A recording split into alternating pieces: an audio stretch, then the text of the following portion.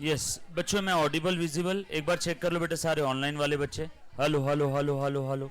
यो hi बेटा, good morning. All set. चल, मैंने भी सीख ली अब ये चीज। अब अपन आराम से स्टार्ट कर सकते हैं। ओके।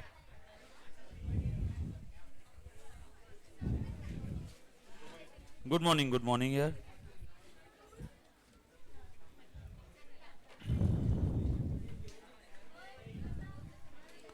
ठीक है, चलो बेटा आगे बढ़े हम लोग। लो चलो मुन्ना, फटाफट से डिप्रिसिएशन टॉपिक हमने स्टार्ट किया था, आपको अगर याद आ रहा है तो या प्लीज ध्यान दे देना।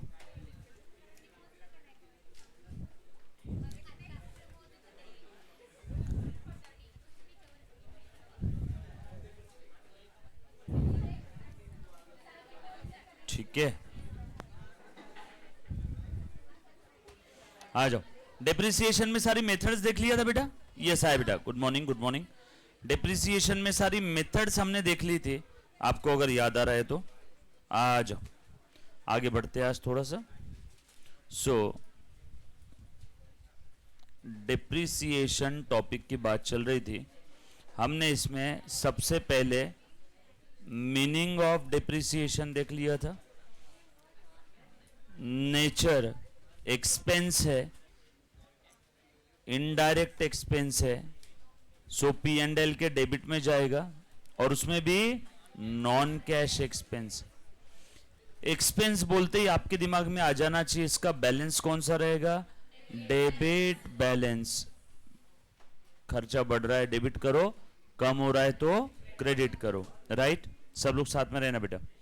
सर वॉइस कम आ रहा है, ओके बेटा चिंता मत करो, अपने पास सारी चीजें है अभी available. Hello hello, okay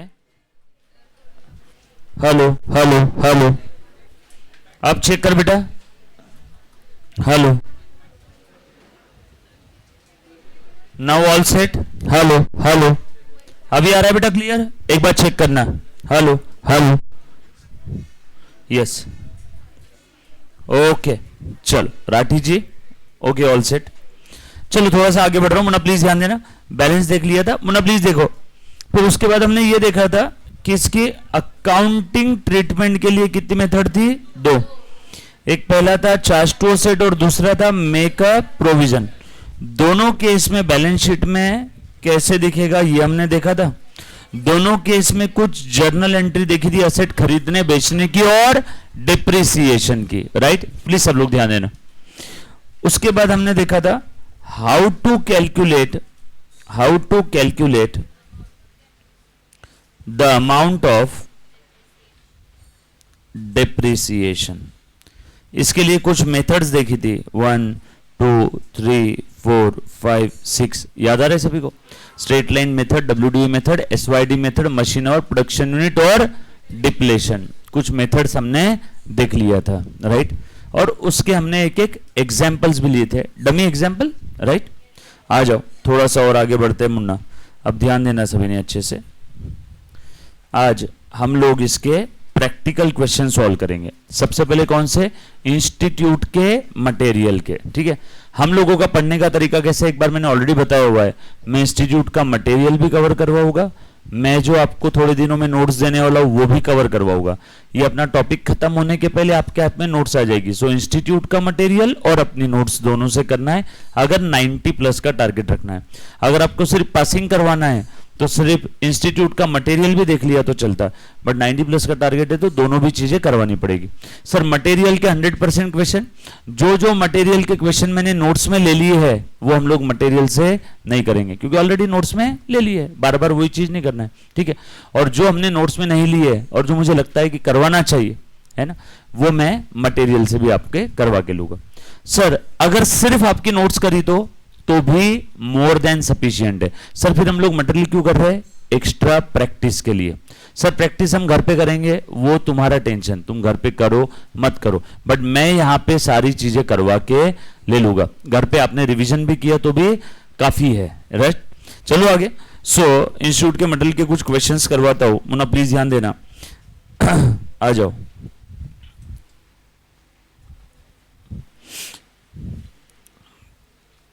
sir कैसे करेंगे अपन मटेरियल के क्वेश्चन? देखो बता देता हूँ कैसे करने वाले हैं। तो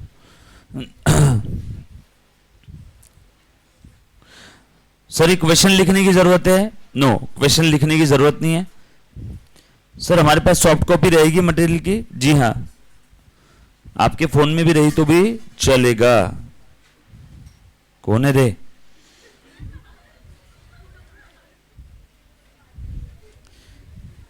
स्टडी मटेरियल फाउंडेशन,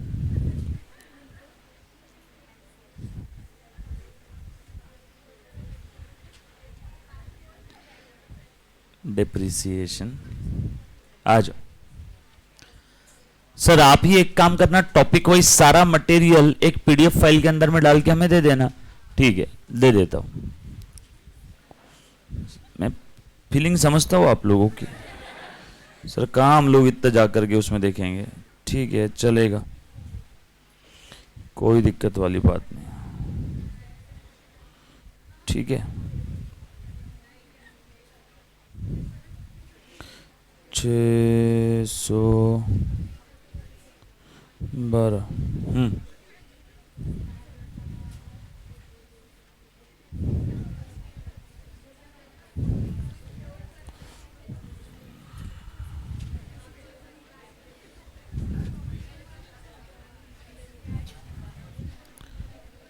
सर नमस्ते, क्या बोले सर?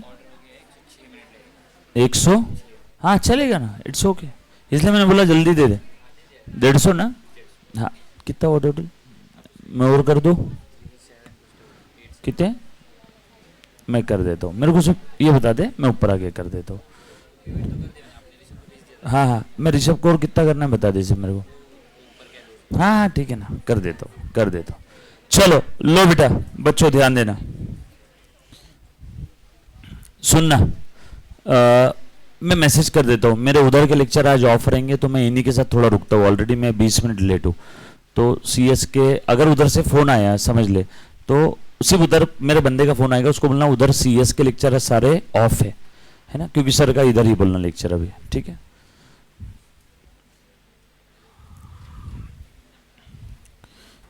क्योंकि अब है ना, अब उधर मुश्किल हो जाएगा, अब जाना उधर जाओगा तो लेट हो जाएगा, है ना। तो आज हम लोग काफी देर तक साथ में ही है ना। आ जाओ, चलो। सो बेटा देखो, डोंट वरी, हाँ जो भी बच्चा है देख रहा है ऑनलाइन ऑफलाइन, अगर कोई ऑफलाइन रिकॉर्डेड वाला बच्चा है तो जिस ड्राइव के अंदर में आपको लेक्चर मिले उसी में ये इंस्टीट्यूट का भी मटेरियल आपको मिल जाएगा। ठीक है, और जो बच्चे फेस टू फेस है और लाइव स्ट्रीमिंग वाले, मैं आप लोगों को तुरंत आज के आज ही इंस्टीट्यूट का मटेरियल एक फोल्डर दूंगा, टॉपिक वाइज सेपरेट सेपरेट दे दूंगा, ताकि आपको डायरेक्टली डिप्रिसिएशन टॉपिक पे जाना है तो पेजेस स्क्रॉल करने की जरूरत नहीं है। हर टॉपिक का सेपरेट फाइल, एक फोल्डर रहेगा जिसका नाम रहेगा PPA, principle and practices of account. उस फोल्डर में है ना टॉपिक 1 2 3 4 सबकी सेपरेट फाइल रहेगी इंस्टीट्यूट के मटेरियल की, और अपनी नोट्स की हार्ड कॉपी आपको मिलेगी। डन, चलो आ जाओ बेटा, प्लीज ध्यान देना। सो हमने डिप्रिसिएशन में आज तक जो भी कुछ देखा है फटाफट से देख लो जरा। देखो तो बेटा, ये इंस्टीट्यूट का मटेरियल है, मुन्ना ध्यान देना। कॉन्सेप्ट ऑफ डिप्रिसिएशन बहुत सिंपल है, अच्छे से ध्यान देना, है ना। इंस्टीट्यूट का मटेरियल और अपनी नोट्स दोनों देखना है। थ्योरी क्वेश्चंस आते हैं कि सर इसके ऊपर? जी हाँ, थ्योरी क्वेश्चंस पूछे जा सकते हैं। 90% चांसेस है कि प्रैक्टिकल क्वेश्चन आएगा। देखो तो, property plant and equipment are, क्या बोला है बेटा यहाँ पे? Tangible items. ठीक है, लिखने की कुछ भी जरूरत नहीं बेटा, सिर्फ अच्छे से समझना। आर द टेंजिबल आइटम्स, क्योंकि इंटेंजिबल कहां पे कवर होते हैं बेटा? अकाउंटिंग स्टैंडर्ड नंबर 26 इंटेंजिबल सारे वहां पे। और ये प्रॉपर्टी प्लांट एंड इक्विपमेंट कहां पे कवर होते हैं बेटा?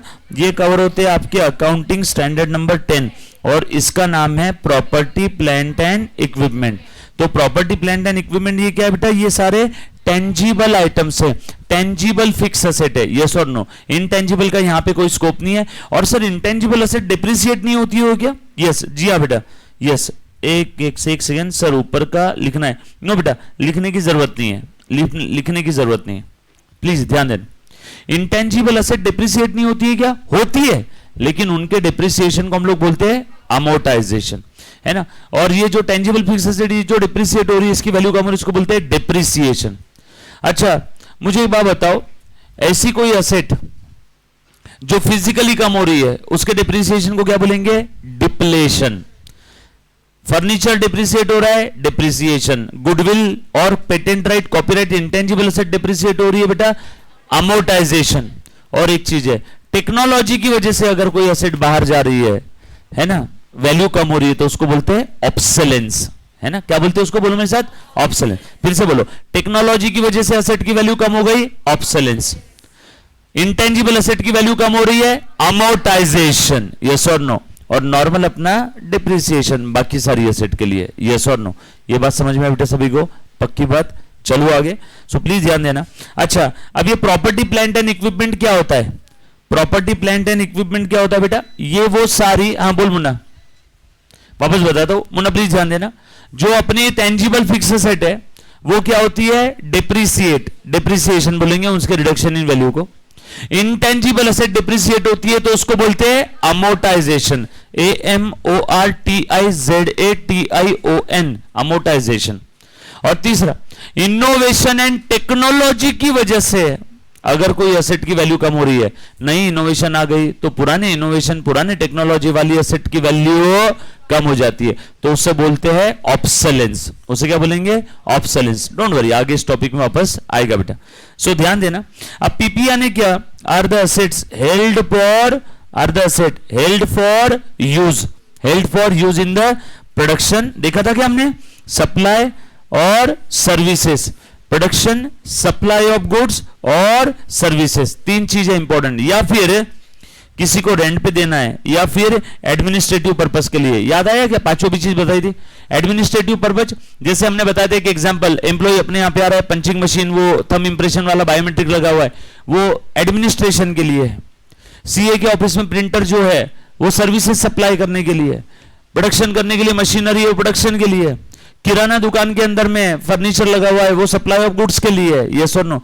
अब ये सारी की सारी चीजें हम लोग बिजनेस में हेल्ड कर रहे हैं बेटा, प्लीज ध्यान देना। पीपी बिजनेस में हेल्ड कर रहे हैं फॉर, इन पांचों में से कोई तो एक पर्पस के लिए। कौन से पांच पर्पस है? प्रोडक्शन, सप्लाई ऑफ गुड्स, बोल बेटा, सर्विसेज, रेंटल एंड एडमिनिस्ट्रेशन। ओ हो।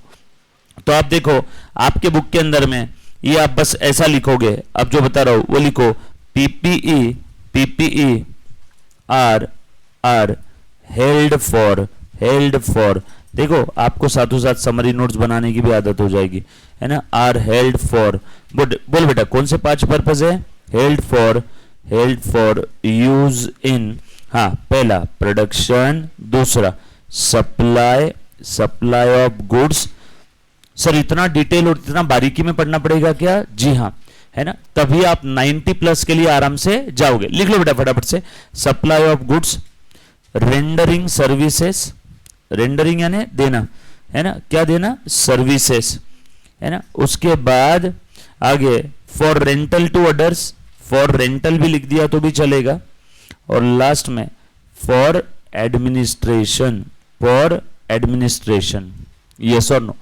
सो ये पांच पर्पसेस के लिए या इनमें से कोई एक पर्पस के लिए हम लोग जो पीपीई को यूज करते हैं, वो जो पीपीई है उसके ऊपर हमें डिप्रिसिएशन चार्ज करना है, क्योंकि बिजनेस में यूज कर रहे हैं तो उसकी वैल्यू कम हो रही है, या टाइम पास भी हो रहा है, यूज भी नहीं किया एक्चुअल, तो भी उसकी वैल्यू कम हो रही है। और जितने से वैल्यू कम होती है उसको हम लोग क्या बोलते हैं? डिप्रिसिएशन। यस और नो। अब देखो, और आगे लिखा है and are expected to use for, देखो, more than 12 month। हो गया, पूरे ऊपर के पैराग्राफ को हमने छोटे से नोट के अंदर में लिख लिया, बराबर। सो आज के बाद अगर आपसे कोई इंसान पूछे, इधर बता पीपीई आने क्या, उसको बोलना, सुन, PPE are the tangible items held for use in, और अब सुनना पांच चीजें, production of goods, supply of service, yes और नो। उसके बाद में आपका supply of goods, supply of service, production of goods, rental to others and for administration purpose. Production, goods, service, rental, administration. बोलो बेटा, production, goods, service, rental, administration, PGS RA, yes और no. Clear है? RAGSP ऐसा भी याद रख सकते हैं, ठीक है। एक वर्ड बना करके, याद रहेगा सभी को। चलो आगे, उसके बाद मुन्ना प्लीज ध्यान, ये हमने लिख लिया कि already for more than 12 month, है ना। जो साइड में लिखवा के दूंगा उतना उतना फटाफट से लिखना है बेटा आपने। These are also called as fixed asset। अब ये बोलने की जरूरत नहीं, इन कॉमन पार्लेंस, मतलब इनको हम लोग प्यार से फिक्स एसेट भी बोलते हैं बेटा। और इसकी वैल्यू जो होती है वो रिड्यूस होती है with the passage of time, mainly due to the following reasons. Okay, ये ऑलरेडी मैंने लिखवा के दिया है। डिप्रिसिएशन में क्यों कम हो रही है बेटा, है ना, use, wear and tear plus passage of time, obsolescence, है ना, due to innovation and technology होता ना, वो था ये ऑब्सोलेंस। उसके बाद मार्केट वैल्यू कम हो गई है, एंड डिप्लेशन, फिजिकल, अगर कोई एसेट फिजिकली कम हो रही है तो हम लोग उसको क्या बोलेंगे, डिप्लेशन हो रही है, डिप्लेट हो रहा है। अब as per schedule 2 of the companies act 13 depreciation का मीनिंग क्या दिया है, ये भी हमने लिखा हुआ है क्या, allocation of depreciable amount over its useful life. Depreciation के दो मीनिंग बताए थे आपको। डिप्रिसिएशन, मुन्ना बेटा सब लोग ध्यान देना, depreciation is the reduction in book value. Depreciation is the reduction in book value of depreciable asset over its useful life, and depreciation is an allocation of cost of depreciable asset over its useful life। allocation वाला फंडा किसने बताया, company act 2013, yes और no. और बाकी जो normal definition है वो AICP ने दी है, American institute of certified public accountant, yes और नो। किसने डेफिनेशन दिया है, देने की जरूरत नहीं है।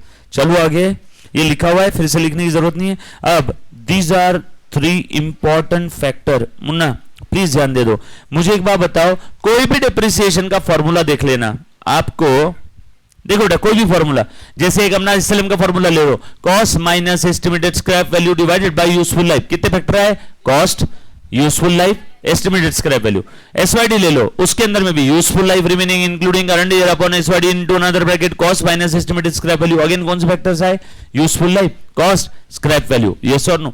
WDV ले लो, WDV के अंदर में भी कॉस्ट में से ही कम हो रहा है ना डिप्रिसिएशन, जो बचता है उसको क्या बोलते हैं, WDV। और क्या आ रहा है, रेट। सो मेजर 3 फैक्टर जिम्मेदार है डिप्रिसिएशन के अमाउंट के लिए। कौन से 3 फैक्टर है, एस्टिमेटेड यूजफुल लाइफ, कौन से 3 फैक्टर जिम्मेदार है, एस्टिमेटेड यूजफुल लाइफ, कॉस्ट और रेसिडुअल वैल्यू। रेसिडुअल वैल्यू कब मिलती है, आपसे एक सवाल पूछ रहा हूं, रेसिडुअल वैल्यू कब मिलती है, at the starting of the useful life, in between the useful life और at the end of useful life. Very good, residual value कब आएगी, at the end of. Asset खरीदते हैं हम लोग उसको भंगार में बेचते हैं यूजफुल लाइफ खत्म होने के बाद, खत्म होने के बाद। सो रेसिडुअल वैल्यू कब आती है बेटा, eight the end of useful life. सब लोग साथ में बेटा, है ना, ये लिखने की जरूरत नहीं है ना। अब डायरेक्टली आगे आ जाओ, ये सारी, अच्छा ये जो भी मैं पैराग्राफ ये जो आगे कर रहा हूं ना, ये सारा डिस्कशन मैंने बोल के आपके नोट्स में लिखवाया हुआ है, ठीक है। आ जाओ, depreciation on component of asset. अब ये प्यारी चीज है, अच्छे से ध्यान देना, है ना, प्लीज ध्यान दे दो। आ जाओ, पहले आपको एक्सप्लेन करता हूं, फिर उसके बाद आपको इसकी डायग्राम बनवा के देता हूं। आपको ये बोरिंग सेंटेंसेस और पैराग्राफ पढ़ने की जरूरत नहीं है। आप अच्छे से ध्यान देना सब लोग बेटा, ऑनलाइन और ऑफलाइन वाले बच्चे। अब जैसे मैं अगर बात करूं एरोप्लेन, विमान, यस और नो, मालूम है सभी को, एरोप्लेन के अंदर में इंजन और उसका जो बॉडी होता है, इन दोनों के ऊपर अलग अलग रेट ऑफ डिप्रिसिएशन है। सर क्या बात कर रहे हो, हाँ, जब कभी भी आप असेट के कंपोनेंट का यूजफुल लाइफ और उसकी कॉस्ट अलग से एस्टिमेट कर सकते हो, और उसकी यूजफुल लाइफ और उसकी कॉस्ट मेन असेट के यूजफुल लाइफ और कॉस्ट से अलग है, मटेरियल है, इमटेरियल नहीं है। समझ में आया क्या, मटेरियल अमाउंट है, और मेन असेट का यूजफुल लाइफ और उसके कंपोनेंट का यूजफुल लाइफ अलग अलग है, काफी डिफर करता है। तो भैया क्यों उस कंपोनेंट को और असेट को जोड़ के रख रहे हो, एक काम करो, भले वो असेट पूरी एक ही है बट उसके कंपोनेंट का अलग ले लो डिप्रिसिएशन, इसका अलग से ले लो। बेस्ट एग्जांपल है एरोप्लेन का इंजन और उसकी बॉडी। एरोप्लेन के इंजन का लाइफ अलग होता है और उसके बॉडी का लाइफ अलग होता है। एरोप्लेन के इंजन का लाइफ कम होता है बेटा एज कंपेयर टू उसकी बॉडी, यस और नो। इंजन जल्दी डिप्रिसिएट होता है एरोप्लेन का इंजन, तो एरोप्लेन के इंजन का डिप्रिसिएशन का रेट अलग है, यूजफुल लाइफ अलग है, कॉस्ट अलग है, तो उसका डिप्रिसिएशन भी अलग।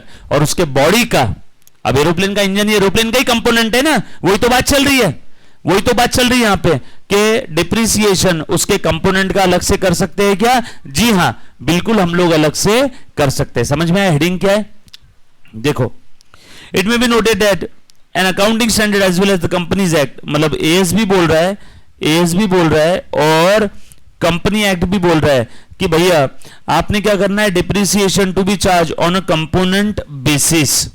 कौन बोल रहा है बेटा, अकाउंटिंग स्टैंडर्ड और कंपनी एक्ट बोलता है हे अकाउंटेंट सुन, जब भी तू डिप्रिसिएशन चार्ज करेगा और तुझे अगर लग रहा है कि असेट के कंपोनेंट का, कंपोनेंट यानी पार्ट, एरोप्लेन का पार्ट क्या होता है, उसका एक engine, engine is the part of aeroplane ना, body is the part of aeroplane ना, तो भैया उसके पार्ट का और मेन असेट का डिप्रिसिएशन अलग अलग तूने चार्ज करना है।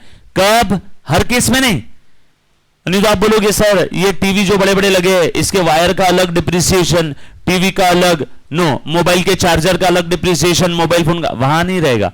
कब रहेगा, सुनना आगे।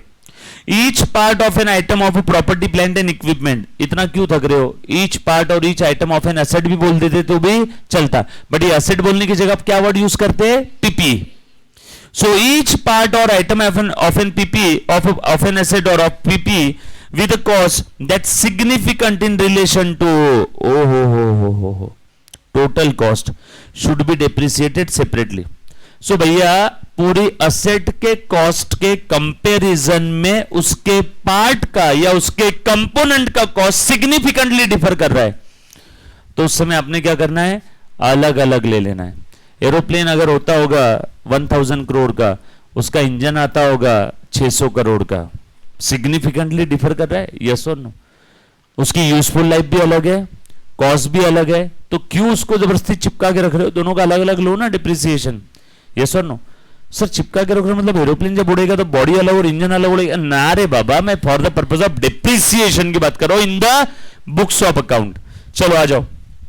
An enterprise should allocate the amount initially recognized in respect of the item of the PP to its significant part component should be depreciated each part separately based on the useful life. हाँ, किस basis पे करना है, ये आपने separate करना है, but किस बेसिस पे, on the basis of useful life and residual value of the each component. Example क्या दिया इन्होंने, aircraft is the classic example of such an asset. अब देखो आगे एग्जाम्पल दिया है, उसका मैं कलर अलग रखता हूं, ठीक है, डोंट वरी, ये सारी चीज आपको मैं अभी के अभी एक डायग्राम के अंदर लिखवा देता हूं, छोटी सी डायग्राम रहेगी। Air frame that is body, air frame यानी बॉडी, ठीक है, and engines and interior have different useful lives. Like air frame का अलग रहेगा, लॉन्गेस्ट रहेगा, है ना, बॉडी तो लंबे समय तक चलती है, अंदर की सीटें वीटें 10 साल भी चेंज नहीं करते, लेकिन अंदर का इंजन, इंटीरियर वो चेंज कर सकते हैं, है ना। आगे देखो क्या बोला है, these are the 3 major types of the components taken as the life of the aircraft. It is important that other 2 major component यानी इंजन और interior are depreciated over the respective life, not over the life of the airframe. मतलब engine और interior का life जो है उसके airframe के life से अलग रहेगा। आगे क्या बोला है, other component usually small and low value, उसको हम लोग क्या करेंगे, मेन बॉडी के साथ या एयरफ्रेम के साथ जोड़ देंगे। अब अच्छे से ध्यान देना, वजह, कॉस्ट और यूजफुल लाइफ और मेथड। अब ये जितनी भी चीजें मैंने पीले और गुलाबी रंग में मार्क किया ना, अब मैं आपको साइड में लिख करके दे देता हूं, मुन्ना लिखो साइड में, है ना, लिखो बेटा, वेरी इंपॉर्टेंट है, इसको इंपॉर्टेंट मार्क करना। ये आगे आपको जब आप जॉब करोगे, प्रैक्टिस करोगे, तो आपको हर बार ये चीज काम आएगी। सर रियल लाइफ में है क्या है, जी हाँ, एग्जाम्पल भी इन्होंने दिया है, रियल लाइफ एग्जाम्पल ही बेटा, ध्यान देना। लिखो, हेडिंग दे दो, डिप्रिसिएशन ऑन, लिख रहे बेटा, कंपोनेंट बेसिस। कंपोनेंट यानी ब्रैकेट में किसी को लिखना है तो लिखो पार्ट, है ना, पार्ट लिखा, लिखो एज पर, हाँ बोल बेटा क्या लिखा मैंने, एज पर क्या है ये, as accounting standards and companies act, depreciation में B charge on component basis if, देखो, if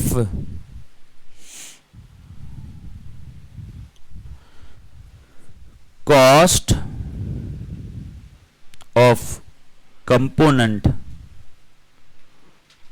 and estimated useful life of such component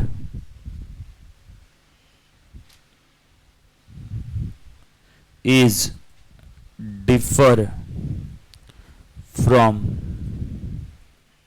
the cost and estimated useful life of main asset. ओ हो, क्या बोला बेटा इसने? क्या नहीं समझा? क्या नहीं दिख रहा है? बोलो बोलो बोलो. हाँ बेटा, आप दिख नहीं रहा है? हैंडराइटिंग नहीं समझे? समझे? पक्का? आपस में बात करें एक दूसरे के साथ. सो अगर कंपोनेंट की कॉस्ट और उसी कंपोनेंट का यूजफुल लाइफ अगर उसके मेन एसेट के कॉस्ट और यूजफुल लाइफ से अलग है ना, डिफर. डिफर के वहां पे एक वर्ड लिख लेना, सिग्निफिकेंटली डिफर. Significantly differ. ऐसा नहीं कि उसकी बॉडी है 500 करोड़ की और पूरा प्लेन है 499 करोड़ का. नो, सॉरी, पूरा प्लेन है 501 करोड़ का. ये सिग्निफिकेंटली डिफर नहीं हुआ. सिग्निफिकेंटली डिफर समझते हो ना, है ना? जैसे पूरा प्लेन है 1000 करोड़ का, तो इंजन 600 करोड़ का, बॉडी 200 करोड़ की, 200 करोड़ का इंटीरियर. हम लोग बोल सकते हैं तीनों की कॉस्ट सिग्निफिकेंटली अलग अलग अलग अलग मैं कैलकुलेट कर सकता हूं, तीनों को अलग से डिप्रिसिएट कर सकता हूं अगर उनका कॉस्ट और useful life. Sir useful life same होता तो फिर तो कोई टेंशन ही नहीं था. यूजफुल लाइफ सबका सेम है, रेट अगर सबका सेम है तो फिर तो कोई चिंता वाली बात ही नहीं है. एस्टिमेटेड यूजफुल लाइफ, और आगे देखो ऐसा लिखना, एंड ऑब्लिक और मेथड ऑफ डिप्रिसिएशन. सो एक बार अच्छे से सुनना. सो अकाउंटिंग स्टैंडर्ड और कंपनी एक्ट कहते हैं, हे अकाउंटंट सुन, तुझ्याकडे एरोप्लेन आहे ना बाळा, तर मग तू काय करणार? एरोप्लेनच्या इंजन आणि एरोप्लेनची बॉडी दोघांची कॉस्ट आणि यूजफुल लाइफ वेगवेगळी आहे. सो सॉरी, जिस बच्चों को समझ में नहीं आया वापस बता रहा हूं. एरोप्लेन का इंजन और उसकी बॉडी दोनों की कॉस्ट और दोनों की यूजफुल लाइफ, और काफी बार उनका डिप्रिसिएशन का मेथड भी अलग अलग है. तो क्यों दोनों को साथ में रख रहे हो? एरोप्लेन के इंजन के ऊपर, ये कंपोनेंट के ऊपर अलग डिप्रिसिएशन चार्ज करो, अलग मेथड है, अलग यूजफुल लाइफ है, और उसके मेन बॉडी के ऊपर अलग से चार्ज करो. इसको बोलते हैं हमने एरोप्लेन के दो कंपोनेंट को अलग अलग कर दिया. क्यों अलग किया? हर केस में अलग करना है क्या? नो. कौन से केस में? आज के बाद अगर आपसे कोई सवाल पूछता है, ए चल बता कब कंपोनेंट बेसिस पे करना है और कब नहीं करना है, तो आप उसको बोलोगे इधर आ बैठ, मैं बताता हूं कब कंपोनेंट बेसिस पे करना है. सो अगर किसी असेट के कंपोनेंट की कॉस्ट, किसी असेट के कंपोनेंट का यूजफुल लाइफ अगर उस असेट के कॉस्ट और यूजफुल लाइफ से डिफर कर रहा है, जैसे कि एरोप्लेन, एरोप्लेन का इंजन चलता है 4 साल, उसकी बॉडी चलती है 10 साल, सिग्निफिकेंटली डिफर है. एरोप्लेन का इंजन 600 करोड़ का, उसकी बॉडी 400 करोड़ की, सिग्निफिकेंटली डिफर है. तो भैया हो गया, इंजन तो अलग से डिप्रिसिएट होगा बुक्स में, और बॉडी तो अलग से डिप्रिसिएट होगी बुक्स में. इन दोनों को अलग अलग किया, मतलब मैंने क्या किया? कंपोनेंट बेसिस पे किया. सो आपको यह क्लियर हो गया कब कंपोनेंट बेसिस पे करना है? अगर ये दो कंडीशन फुलफिल होती है तो कंपोनेंट बेसिस, अगर नहीं होती है तो कंपोनेंट बेसिस नहीं. फिर पूरे प्लेन को एक साथ करेंगे. क्लियर? किसी भी बच्चे को इत्तू सा भी अगर डाउट है तो प्लीज एक बार पहले पूछो. एनीबॉडी? लिख लिया सबने? बोल मुन्ना, कौन सा बेटा? बहुत सिंपल है. देख, तेरे पास एक प्लेन है, प्लेन का इंजन कितने का है? 600 करोड़ का, बॉडी 400 करोड़. छोड़, प्लेन के इंजन को गोली मार. रोल्स रॉयस, रोल्स रॉयस का इंजन आता है 2.5 करोड़ का, गाड़ी आती है 3.5 करोड़ की पूरी, मतलब उसकी बॉडी है 1 करोड़ की, इंजन 2.5 करोड़ का, और इंजन की लाइफ और बॉडी की लाइफ अलग अलग है. बॉडी चलती है 10 साल तक, इंजन चल रहा है 6 साल तक. तो भैया इंजन और बॉडी के ऊपर आपने सेपरेट बोल कैसे? सेपरेट डिप्रिसिएशन चार्ज करना है. समझा? पक्का? कसम से? अब तू बोल के बता.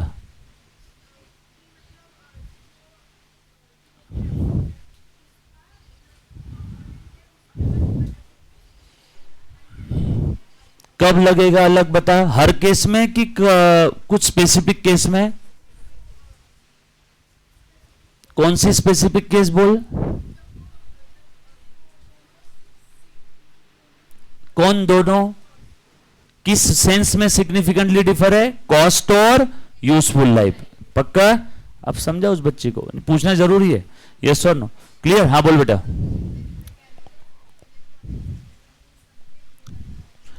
नो, सिग्निफिकेंटली डिफर हर चीज में नहीं रहता है। अब जैसे मारुति कार ले लो, मारुति कार के अंदर में उसका इंजन और उसके बॉडी का यूजफुल लाइफ मोर और लेस सेम ही है, 15 साल। सरकार भी बोलती है 15 साल के ऊपर अगर आपको कार यूज करना है तो फिर से रिन्यू करवाना पड़ेगा सब, नहीं तो स्क्रैप कर दो। समझ में आएगा? तो हर केस में नहीं, जहां पे सिग्निफिकेंटली डिफर है। रोल्स रॉयस बात अलग है, मारुति कार बनती है 15 घंटे में एक, रोल्स रॉयस बनती है करीब करीब 8 महीने में एक। नहीं 6 महीने नहीं, व्हाट्सएप पे जो आते हैं वो स्टेटस और वो वीडियो गलत है, वो 8 महीने लगते हैं रोल्स रॉयस को बनने के लिए। समझ में आ गया? वो कस्टमाइज होती है पूरी, तो वहां पे आप अलग अलग कर सकते हो, है ना। डोंट वरी, आपको इंस्टीट्यूट ऐसा डिलेमा में नहीं डाल देगी एग्जाम में कि आपको समझे ही ना, आपको एग्जाम्पल ऐसा देगी इंस्टीट्यूट की, देखती आपको समझ में आ जाए सिग्निफिकेंटली डिफर है या नहीं है। क्लियर? पक्का बेटा? सौगंध है आप लोगों को, आपके चाहने वालों की, ऑनलाइन और ऑफलाइन वाला बच्चा, रिकॉर्डेड वाले को कसम नहीं है क्योंकि वो चाह के भी कैसे पूछेगा, इसलिए मैं बच्चों पूछ रहा हूं। सभी को सारी चीज क्लियर है? इंपॉर्टेंट है, केस स्टडी आती है इसके ऊपर, रियल लाइफ में भी काम आएगा। चलो आगे, पक्का? डन? चलो मुन्ना प्लीज ध्यान देना, थोड़ा सा और आगे बढ़ते। ये एक नई चीज हमने आज देखी, ऑब्जेक्टिव ऑफ प्रोवाइडिंग डिप्रिसिएशन देख लिया। ऑब्जेक्टिव देखा हमने, लिख के दिए थे बेटा, बराबर है क्या? इनकम, करेक्ट इनकम मेजरमेंट, हमने वर्ड लिखा था profit, to find out correct profit, लिखा था क्या? To find out correct position, है ना। करेक्ट पोजीशन कहां से समझती है? बैलेंस शीट से। बैलेंस शीट में क्या होती है? एसेट। असेट की वैल्यू करेक्ट आएगी तो ही करेक्ट पोजीशन आएगी, और असेट की वैल्यू करेक्ट कब आएगी? जब उसमें से डिप्रिसिएशन माइनस करेंगे। यस और नो? लिखा था हमने। उसके बाद फंड्स फॉर रिप्लेसमेंट, आप सभी को मालूम है डिप्रिसिएशन नॉन कैश एक्सपेंस है, हर साल डिप्रिसिएशन का उतना अमाउंट की वजह से प्रॉफिट तो कम हो जाता है लेकिन कैश कम नहीं होती है। सो प्रॉफिट के कंपैरिजन में कैश एक्स्ट्रा दिख रही है, that extra cash will be utilised for the purpose of replacement of that asset at the end of its useful life. Sir ये आप बोल बोल के आगे तो जा रहे हो, हमको समझ में भी आ रहा है, लेकिन परीक्षा में वांदे हो जाएंगे ना, लिखेंगे क्या हम? यस और नो? तो उसके लिए मैं बैठा हूं, मैं ये तो अपना पहले टॉपिक है जीवन का, हमने अभी तक प्रैक्टिस करवाई आपसे, कैसे लिखना है क्या लिखना है वो मेरा टेंशन है। फर्स्ट स्टेप क्या है बेटा? समझ में सब आ जाना चाहिए, समझ में नहीं आया तो आप लिख नहीं पाओगे। मैं आपको पहले स्टार्टर खिला रहा हूं, फिर मेन कोर्स खिलाऊंगा, और फिर आप एग्जाम में क्या करोगे? उल्टी, मतलब पेपर में लिखोगे ना, उल्टी करना मतलब क्या? आपके दिमाग में जो भी नॉलेज है आप वो पेपर में उल्टी करके आओगे तो ये आप पास हो जाओगे। तो पहले खिलाऊंगा, अभी तो सिर्फ स्टार्टर पे, पहले देख लो, मेन्यू देख लो, समझो, फिर मेन कोर्स में हम लोग प्रैक्टिस करेंगे, है ना। चिंता मत करना, सिर्फ बने रहना, साथ में सारी चीज हो जाएगी। उसके बाद ascertainment of the true cost of production, ascertain करना मतलब पता लगाना, वो एसीपी प्रद्युमन बोलते रहता ना, दया पता लगा, असर्टन कर, असर्टन मतलब पता लगा, पता लगाना, कैलकुलेट करना। क्या कैलकुलेट करना? ट्रू कॉस्ट ऑफ प्रोडक्शन, है ना। हमने एक वो गाड़ी का एग्जांपल लिया था, प्रोडक्शन का भी एग्जांपल लिया था। जब तक आप डिप्रिसिएशन ये खर्चा चार्ज नहीं करोगे तब तक आपको आपकी करेक्ट कॉस्ट पता नहीं चलेगी।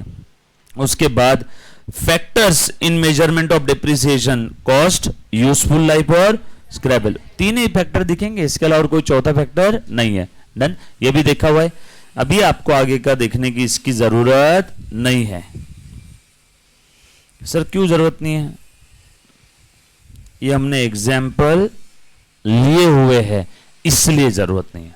मैंने डमी एग्जाम्पल लिखवा के दिए ना आपको, है ना। कॉस्ट में से उसमें ट्रांसपोर्ट कॉस्ट वगैरह ऐड कर ली, इंस्टॉलेशन कॉस्ट ऐड कर ली, टोटल कॉस्ट आ गई, माइनस स्क्रैप वैल्यू, फिर विदाउट रेट, विथ रेट, हमने इससे काफी सारे एग्जाम्पल, इससे ज्यादा एग्जाम्पल हमने लिखे हुए। आ जाओ, अब ये अच्छे से ध्यान देना, कॉस्ट कैसे निकालते हैं, है ना। पता है आप लोगों को, पता है, इसी में आपको याद दिला रहा हूं कि ये आपको पता है। चलो बोलो तो बेटा, असेट मैंने परचेस किया 10 लाख रुपए का, असेट को लेकर आने के लिए ट्रांसपोर्ट चार्जेस लगे 1 लाख, बोलो कॉस्ट कितनी हो गई? 11। और आगे असेट को लेकर आने के लिए सरकार को ड्यूटीज एंड टैक्सेस भी दिए, मैंने असेट लंदन से बुलवाई थी, लंदन से यहां पे असेट बुलवाई, इंपोर्ट करी, यानी इंपोर्ट ड्यूटी दिया क्या मैंने? इंपोर्ट ड्यूटी दिया क्या? इंपोर्ट ड्यूटी भी कॉस्ट में ऐड हो जाएगी। 1,00,000 रुपए की इंपोर्ट ड्यूटी दिया, बोलो कितने हो गए 12। उसके बाद वो असेट यहाँ पे पोर्ट में आ गए, मुंबई पोर्ट या कोलकाता पोर्ट पे आ गई, वहां से भी मैंने पोर्टिंग चार्जेस वगैरह दिए, कुछ वहां के कस्टम्स वगैरह पे किया, और 1,00,000 कितने हो गए 13। उसके बाद में मुझे पता चला कि अरे उस असेट के ऊपर सरकार को मैंने जो भी ड्यूटीज एंड टैक्सेस दी उसमें से 50,000 सरकार मुझे रिफंड कर रही है। अब बोलो असेट की कॉस्ट कितनी हो गई 12.5। सो जो रिफंडेबल ड्यूटीज और टैक्सेस है अगर आपने असेट की कॉस्ट में ऐड किए होंगे और सरकार आपको वापस कर रही है तो आप क्या करोगे माइनस। यस और नो। डिस्काउंट मिला तो उसकी कॉस्ट में से क्या करोगे माइनस। एक्स्ट्रा जेब से दिया और वो रिफंडेबल नहीं है तो क्या करोगे प्लस। वापस मिल रहा है तो माइनस। कुछ बात समझ में है क्या। और फाइनली आप कहां पहुंच जाओगे कॉस्ट पे। तो बस वही यहां पे दिया है। कॉस्ट कैसे निकालना है, purchase price including non refundable import duties and taxes. Refundable है तो ऐड करके वापस लेस कर दोगे तो उसके अच्छा करो ही मत ना। यस और नो। इसलिए इन्होंने स्पेसिफिकली क्या बोला नॉन रिफंडेबल। क्लियर है क्या। जब आगे जाके आप आर्टिकलशिप करोगे तो आपको ये देखने मिलेगा सीए के ऑफिस में, अगर उसके पास कोई प्रोडक्शन वाला बड़ा कोई मैन्युफैक्चरिंग वाला क्लाइंट होगा ना तो आप देखना उसके एसेट का शेड्यूल दिया रहेगा, उसके अंदर में जब एसेट की कॉस्ट निकाली रहेगी तो उसके लिए अच्छा खासा वर्किंग करके रखा रहेगा और उस कॉस्ट के अंदर में आपको दिखेगा ड्यूटीज टैक्सेस ऐड किया। और काफी बार सरकार क्या करती है कुछ कुछ ड्यूटीज कुछ कुछ स्कीमों के अंदर में वापस कर देती है। सर जैसे कि कोई ड्यूटीज का एग्जांपल अगर आपके पास है तो जैसे मैंने एक लंदन से एक मशीन बुलवाई, टेक्सटाइल मैन्युफैक्चरिंग मशीन, कपड़ा मैन्युफैक्चर करने की, और वो मशीन जब मैंने बुलवाई 10 लाख की, उसके ऊपर 2 लाख रुपए ड्यूटी पे किया, बोलो कितनी कॉस्ट हो गई 12 लाख। उसके बाद वो मशीन में यूज कर रहा हूं छोटे गांव खेड़े के अंदर में जो विमेन एम्पावरमेंट के लिए यूज कर रहा हूं कि लेडीज लोगों के पास एक स्किल है ना, कपड़ा बनाना कपड़ा सिलना, उसके लिए मैंने एक वो महिला श्रम आयोग वगैरह कुछ तो स्टार्ट किया है ना। बिजनेस भी है बट थोड़ा बहुत कम प्रॉफिट लेकर के मैं चलाता हूं। वहां पे अनएम्प्लॉयड पीपल को एम्प्लॉयमेंट मिल जाएगा, गांव की लेडीज लोग है ना, महिला सशक्तिकरण है ना, नारी शक्ति, उसके लिए मैं यूज कर रहा हूं। सरकार को मैंने अप्लाई किया था कि मैं ऐसा ऐसा उस मशीन को यूज कर रहा हूं। सरकार बोलती है देखो हमारे पास पैसे तो नहीं देने के लिए बट आपने जो 2 लाख रुपए की ड्यूटी पे किया ना उसमें से हम आपकी 20,000 की ड्यूटी वापस कर देते, आप भी खुश। मतलब क्या साली सरकार है, 20,000 सिर्फ वापस। मतलब ठीक है जो भी वापस किया, कितना वापस किया 20,000। बोलो अब असेट की कॉस्ट 10 + 2 12 लाख थी तो उसमें से 20 क्या कर देंगे माइनस। अब असेट की कॉस्ट कितनी हो जाएगी 1180। सो रिफंडेबल ड्यूटीज जो है वो ऐड ही मत करो, और अगर आपने ऐड कर दिया तो वो माइनस कर दो। समझ में आया। सर ऐड ही नहीं किया तो माइनस करने का काम नहीं, ऐड कर दिया और बाद में पता चला कि रिफंडेबल है तो माइनस करना। क्लियर। चलो आगे। उसके बाद और कौन सी cost directly attributable to bring that asset. ये पता है आपको, असेट को लाने के लिए ट्रांसपोर्ट चार्जेस की है तो ट्रांसपोर्ट चार्जेस ही इसका एग्जांपल है क्या, directly attributable to bring that asset to its present location और कंडीशन और to make that asset necessary for its intended use. Yes और नो। असेट को उसके रेडी फॉर यूज करने के लिए जो भी आपने नेसेसरी खर्चे किए। अब मैं आपसे एक छोटू सा सवाल पूछ रहा हूं, मैंने आटा चक्की परचेस किया, आटा चक्की 10 लाख की, लाने का खर्चा 1 लाख। उसको यहां पे आटा चक्की लाने के बाद मैंने सीमेंट से नीचे एक छोटा सा ढांचा बनाया, उसके ऊपर आटा चक्की फिट किया। वो सीमेंट का ढांचा बनाने के लिए मुझे देने पड़े 20,000। सोच समझ के जवाब देना, क्या वो सीमेंट के ढांचे के 20,000 रुपए आटा चक्की की कॉस्ट में ऐड करूं क्या। यस और नो। किसका बोलना है यस, किसका बोलना है नो।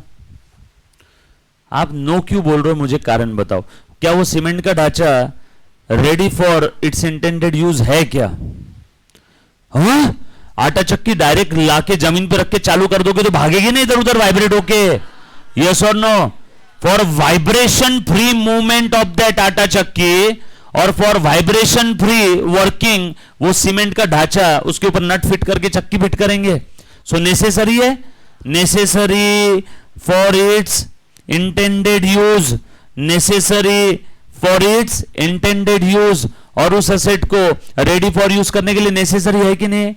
फिर खेल खत्म। फिर वो सीमेंट का ढांचा हो गोबर का ढांचा हो नेसेसरी है, ऐड होगा। समझ में आया क्या। क्या बोलते हो आप लोग उसको, इंस्टॉलेशन एक्सपेंस। मैंने इंस्टॉलेशन वर्ड दिया रहता तो सब लोग बोलते हैं हाँ ऐड होगा। इंस्टीट्यूट इंस्टॉलेशन वर्ड नहीं देती है। इंस्टीट्यूट आपको बोलेगी कि ये किया, ये जरूरी है उसके लिए, तो आपको क्या करना है समझना है।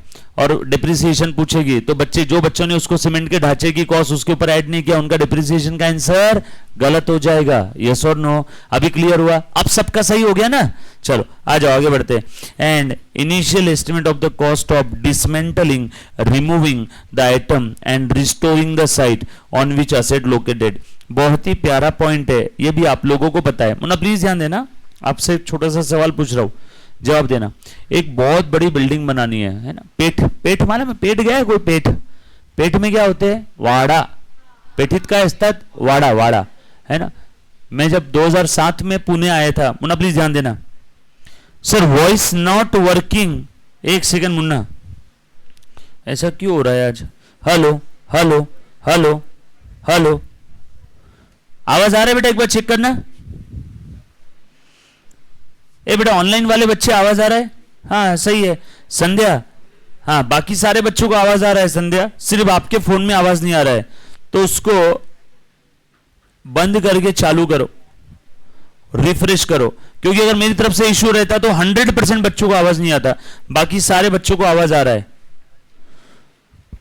बाकी सारे बच्चों को आवाज आ रहा है बेटा, एक बार चेक करो। अच्छा आपको आवाज थोड़ा जोर से चाहिए, आप है ना ऐप के अंदर का भी वॉल्यूम बढ़ाओ और डिवाइस का भी वॉल्यूम बढ़ाओ, ठीक है? मैं आपके लिए एक यहां से ना एम्पलीफायर करता हूं। वो एम्पलीफायर गाना सुना है आपने इमरान खान का? वो पर तू मेरी मैं तेरा एम्पलीफायर। अभी देखना, अभी मैं इधर से एम्पलीफाई कर रहा हूं आवाज को। Just second. गेन, ये गेन मैंने बढ़ा दिया, ये देखो ये बढ़ाया। अब चेक कर बेटा आवाज आ रहा है क्या? यस, ये मैंने कर दिया गेन, ठीक है? हेलो हेलो, अभी चेक करना। हाँ अब आ रहा है आवाज, जादू की ट्रिक है, अब आ रहा है। नहीं सही में किया। तुमको क्या लग रहा है मैं मजाक कर रहा हूं? पूछो बच्चों को। चलो आ जाओ। सो अच्छे ध्यान देना। एक ये पेट में क्या रहते हैं? वाड़े। पेट मतलब हमारे इधर पुणे में एक एरिया है, बहुत ही कंजेस्टेड एरिया है, ऐसा लोग बोलते हैं। मैं तो उधर ही कितने सालों से रह रहा हूं, है ना? उधर मतलब वो अपनी ये जगह है, बिजनेस वाली जगह है, टीचिंग, ठीक है? सो वहां पे क्या वाड़े होते हैं, बहुत सारे वाड़े, है ना? भाऊ वाड़िया ऐसा सुना होगा ना आपने? तो वाड़े होते हैं, वो पुराने वाड़े हैं। बहुत सारे बिल्डर लोगों की वाड़े पे क्या होती है? नजर होती है। वो वाड़े की जमीन मिल गई, 2-2 हजार फीट के प्लॉट होते हैं। और उसमें भी 1980-85 में पूना में बाढ़ आई थी, तो नदी काट के लोगों को वो एरिया के अंदर में सबको 2-2 गुंठे जगह, 1-1 गुंठा जगह मिली थी। 2 गुंठा है ना 2000 फीट, 2000 स्क्वायर फीट, 1 गुंठा है ना 1000 स्क्वायर फीट। तो बहुत सारे बिल्डर की वहां पे नजर होती है कि वहां पे बड़ी बिल्डिंग बना के, फ्लैट बना के बेच देंगे, करोड़ों कमा लेंगे। 1-1 फ्लैट 4-4 करोड़ का जाता है उस बिल्डिंग में, है ना? सिटी के सेंटर में। अब अच्छे ध्यान देना। सो अब वो वहां पे बिल्डिंग बनाना है तो पहले वो वाड़ा गिराना पड़ेगा ना। तो वाड़ा गिराने के लिए बिल्डर को खर्चा आया 10 लाख और बिल्डिंग बनाने के लिए खर्चा आया 1 करोड़। तो बोलो बिल्डिंग की कॉस्ट 1 करोड़ रहेगी कि 1 करोड़ 10 लाख रहेगी? किसका बोलना है? 1 करोड़ 10 लाख। वेरी गुड, होशियार हो गए सारे के सारे बच्चे। अभी अभी देखो यहां पे क्या बोला है ना? Dismantling and removing the item and restoring the site. वो बिल्डिंग बनाने के लिए वाड़ा गिराना जरूरी है कि वाड़े के ऊपर ही बिल्डिंग बन जाएगी?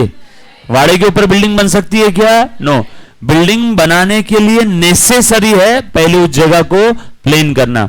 सो हर बार असेट बनाने का खर्चा उसकी कॉस्ट में नहीं आता है, कभी कभी तोड़ने का खर्चा भी कॉस्ट में आता है ना? कभी कभी दाग अच्छे है।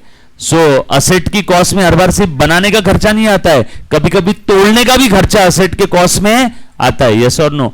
सो ये चीजें है ना, ये अगेन ये हमारे कौन से वर्ड में कवर हो जाता है? नेसेसरी वर्ड में। सो ये तीनों कंडीशन आपको ध्यान रखना। पहला मैं एक बार बता देता हूं। सर एक काम करो ना, लिख ही दो, इतना क्यों थक रहे हो बोल बोल के? ये लो, cost of an asset, cost of an asset. क्या क्या आएगा बेटा इसके अंदर में? लिखो, purchase price plus duties and taxes etcetera. Bracket में क्या लिखूंगा मैं? Non refundable. उसके बाद माइनस डिस्काउंट्स और allowances plus direct expenses necessary to bring that asset plus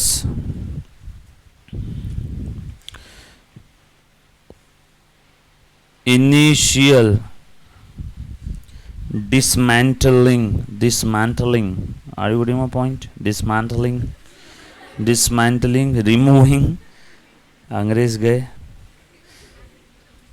और रिस्टोरिंग साइट एक्सेट्रा, बराबर है क्या? तो ये सब मिलके आपकी क्या बन जाएगी? कॉस्ट।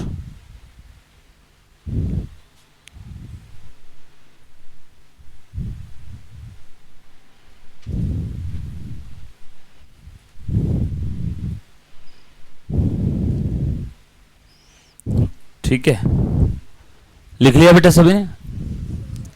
लिखो।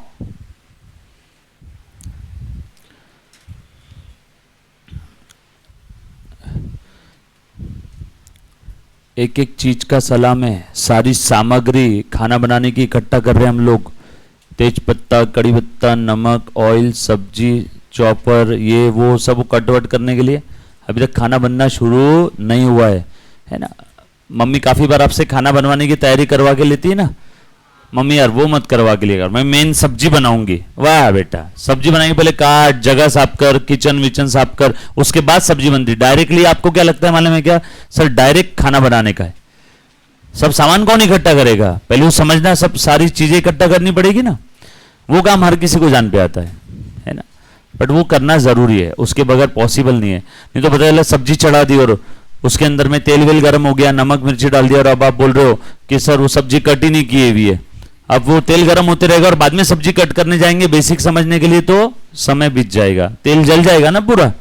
इसलिए हम लोग पहले सारी चीजें इकट्ठा कर रहे हैं और उसके बाद फिर सब्जी बनाने के लिए बैठेंगे। फिर बस उठा उठा के कढ़ाई में चीर डालना है और वो समय समय पे हिलाते रहना है। यस और नो? चलो आगे आ जाओ।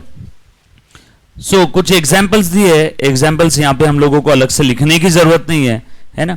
देखो, cost directly attributable, cost of employee benefit arising directly from acquisition और कंस्ट्रक्शन। सर अब ये एम्प्लॉय बेनिफिट कॉस्ट कौन सी होती है? मुन्ना प्लीज ध्यान देना। असेट को इंस्टॉल करने के लिए मैंने इंजीनियर लेके आया था, उसकी मैंने फीस दिया, बोलो क्या वो कॉस्ट है? हाँ। दूसरा एग्जाम्पल, असेट को इंस्टॉल करने के लिए इंजीनियर की जरूरत नहीं थी, मेरे ही फैक्ट्री में जो वर्कर रोजमर्रा की जिंदगी में प्रोडक्शन का काम करते थे, उन्हीं को मैंने बोला, ए भाई इधर आ, ये असेट आ रही है, आज सुबह से शाम तक के ये असेट इंस्टॉलेशन का काम तू देखेगा। मैंने बाहर से किसी को बुलवाया क्या? नहीं, मैंने मेरे ही एम्प्लॉय को बोला जाके असेट इंस्टॉल कर। तो उस दिन की मेरे एम्प्लॉय की सैलरी वो सैलरी में नहीं जाएगी, वो असेट के इंस्टॉलेशन कॉस्ट में जाएगी। क्या बोलते हो? समझ में आया क्या? और एम्प्लॉय बेनिफिट का एक एग्जांपल क्या है? सैलरी। एम्प्लॉयर एम्प्लॉय संबंध होने के कारण एम्प्लॉयर अपने एम्प्लॉय को जो कुछ देता है उसे हम लोग बोलते हैं एम्प्लॉय बेनिफिट्स। सो सैलरी दे रहा हूं, एम्प्लॉय बेनिफिट, इंसेंटिव दे रहा हूं, एम्प्लॉय बेनिफिट, है ना? उसको और कुछ मैं फ्रिंज बेनिफिट दे रहा हूं, एम्प्लॉय बेनिफिट। मैंने मेरे एम्प्लॉय को लैपटॉप दे दिया, एम्प्लॉय बेनिफिट। उसको इंसेंटिव दिया, एम्प्लॉय बेनिफिट। बोनस दिया, एम्प्लॉय बेनिफिट। दिवाली के समय कुछ पैसे दे दिए, एम्प्लॉय बेनिफिट। यस और नो? सो जो भी एम्प्लॉय बेनिफिट्स में दे रहा हूं directly in connection with the installation of that asset, तो वो सब असेट की कॉस्ट में ऐड होगा, मतलब वो कॉस्ट है। नहीं तो बच्चा और सोचेगा सर एम्प्लॉय की सैलरी तो रेवेन्यू एक्सपेंस है, आपने उसे कैपिटल एक्सपेंडिचर कौन से बोल दिया? कौन सी वाली सैलरी? जो रोज वाली रेगुलर सैलरी दे रहे वो नहीं। असेट के इंस्टॉलेशन के लिए लग गए 15 दिन। अब मेरे एम्प्लॉय को सैलरी थी 50,000 पर मंथ, तो 15 दिन की सैलरी कितनी हो गई?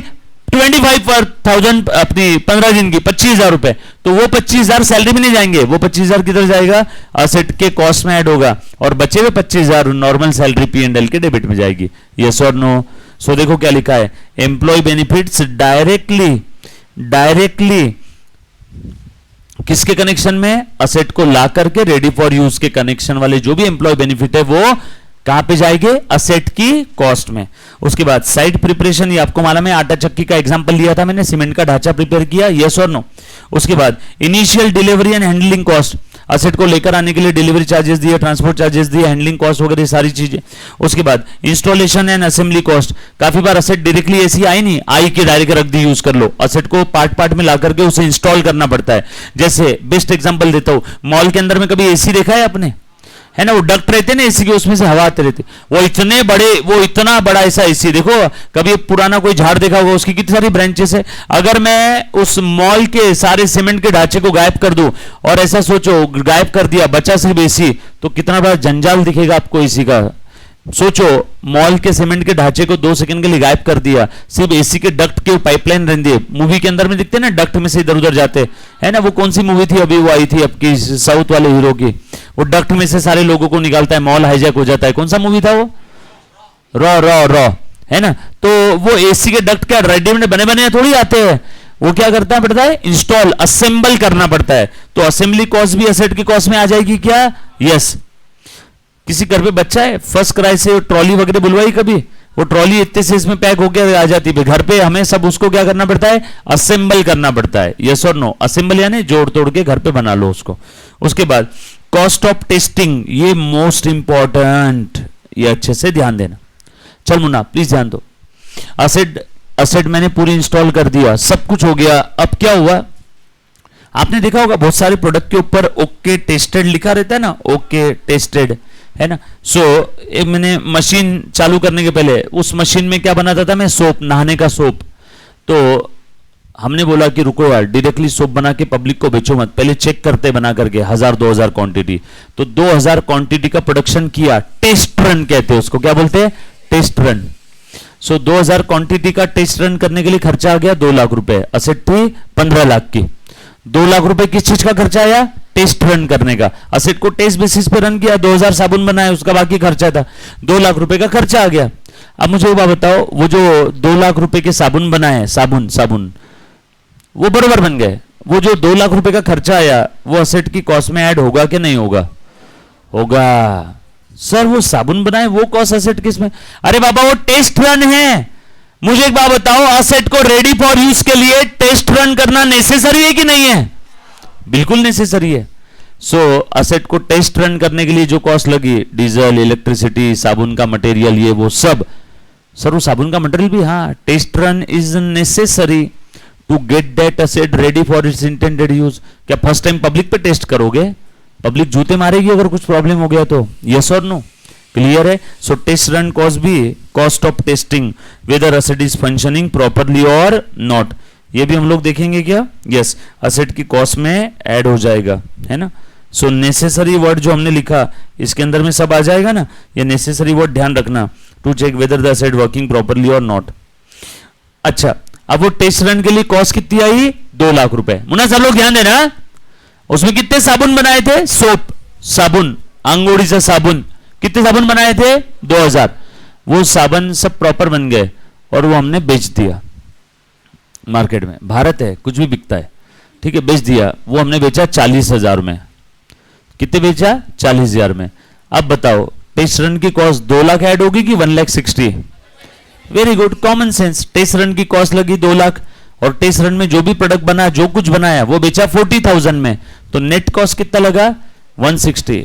तो कितना ऐड करेंगे कॉस्ट में? 160। देखो तो जरा, after deducting the net proceed from selling the item produce while testing. याद रहेगा साबुन का एग्जांपल? डायरेक्ट आप पढ़ोगे तो समझ में नहीं आएगा, क्या टेस्टिंग, क्या बाय प्रोडक्ट, क्या प्रोड्यूस, समझ में आया? साबुन का एग्जांपल ध्यान रखना। टेस्ट रन के लिए कॉस्ट आया 2 लाख और उस टेस्ट रन के अंदर में हमने जो प्रोड्यूस किया था वो हमने बेच दिया 40,000 में, तो नेट कॉस्ट कितनी ऐड होगी? 160। मुन्ना ये हर एक पॉइंट पे केस स्टडी आती है, प्लीज गलती से भी अंडर एस्टिमेट मत करना ICAI को, इंस्टीट्यूट ले लेगी आपकी एग्जाम में, प्लीज। हर एक चीज एग्जाम में कवर होने वाली है।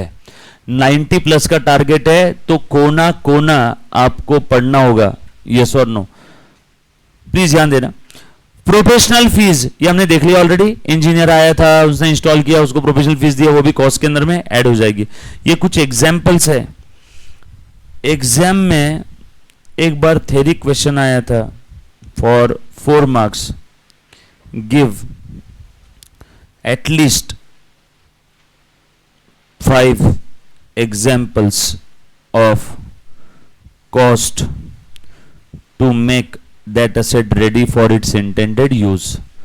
तो बच्चों ने क्या लिखे होंगे मालूम है? कुछ कुछ बच्चों ने परचेस प्राइस, दूसरा ट्रांसपोर्ट चार्जेस, तीसरा हैंडलिंग चार्जेस, चौथा delivery charges. Transport handling delivery एक ही है, इंस्टीट्यूट को बेवकूफ नहीं बनाना है। बच्चे काफी बार क्या करते हैं, एक ही पॉइंट ऊपर एक्टिव वॉइस, उसी पॉइंट को पलटा घुमा फिरा के लिखते हैं पैसिव वॉइस। ऐसा नहीं करना, आपका पेपर ईच कोना कोना कोपचा कोपचा सब पढ़ा जाता है। आपका पेपर ऐसे 12th के अंदर में लाखों में पेपर नहीं जाते, किसी एक टीचर के पास हजारों पेपर दे दिए, नो, लिमिटेड पेपर देते हैं। अगर मैं टीचिंग इंडस्ट्री में नहीं होता तो मेरे पास भी इंस्टीट्यूट पेपर चेक करने दे सकती थी क्या? यस, अगर मैं कॉम्पिटेंट हूं चेक करने के लिए तो। जो टीचिंग इंडस्ट्री में है वो टीचर के पास इंस्टीट्यूट पेपर चेक करने नहीं देती है, और पेपर चेक करने का इंस्टीट्यूट अच्छा खासा पैसा देती है। बहुत सारे प्रैक्टिसिंग चार्टर्ड अकाउंटेंट है, मैं नाम नहीं लेना चाहूंगा, है ना, मैंने भी वहां पे पेपर देखे हैं कैसे चेक करते हैं, और 1-2 पेपर ट्रायल बेसिस पे उन्होंने बोला था चल चेक करके बता। मॉडल आंसर देती है इंस्टीट्यूट, कभी बार एक क्वेश्चन के 1 से ज्यादा आंसर होते हैं, है ना, तो ऐसा भी किया तो सही है, ऐसा भी किया तो सही है, ऐसा भी किया तो सही है। तो मॉडल आंसर भी देखना है, और वो जो पेपर चेक करता है इंसान, उसके पास बहुत कम पेपर होते हैं और बहुत सारा समय होता है। तो इंस्टीट्यूट का इंस्ट्रक्शन होता है भैया हर एक वर्ड पढ़ना है, हर एक वर्ड पढ़ना है। तो ऐसा नहीं कि 12th में एक टीचर के पास 15 दिन में 2000 पेपर चेक करने, तो कुछ भी चेक करेगा, लांबी रुंदी गिनेगा और मार्क्स दे देगा। यहां लांबी रुंदी के मार्क्स नहीं है, मतलब 1 पेज लिखा तो 5 नंबर फिक्स, नो। आपने 1 पेज लिखा उसमें भी 0 नंबर आ सकते हैं, कंटेंट अगर बकवास है तो। काफी बार 5 लाइन के भी 5 नंबर आ जाते हैं, जो पूछा है वो कंटेंट उसमें पूरा है तो। क्लियर? चलो आ जाओ।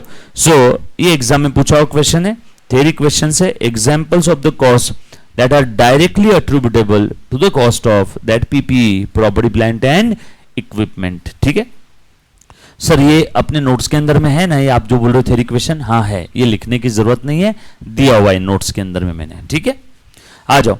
10, इसीलिए जब कभी भी आपको 10 मिल जाए तो समझ जाना ऊपर जो कुछ बोला उसी की क्या है यहां पे पुनरावृत्ति।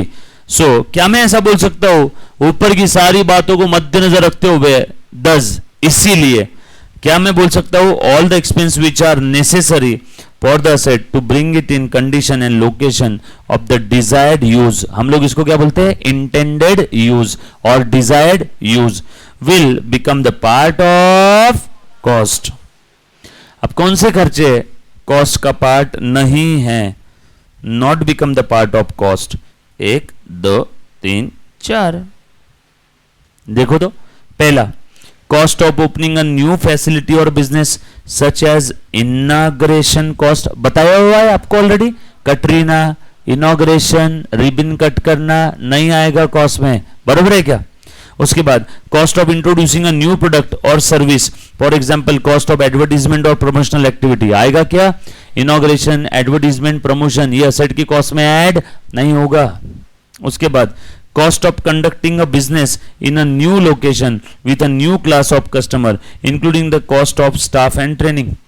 असेट को कैसे चलाते वो सिखाने के लिए ट्रेनिंग दे रहे हैं नए नए स्टाफ को बुलवा के, तो वो सब कॉस्ट इसमें ऐड नहीं होगा।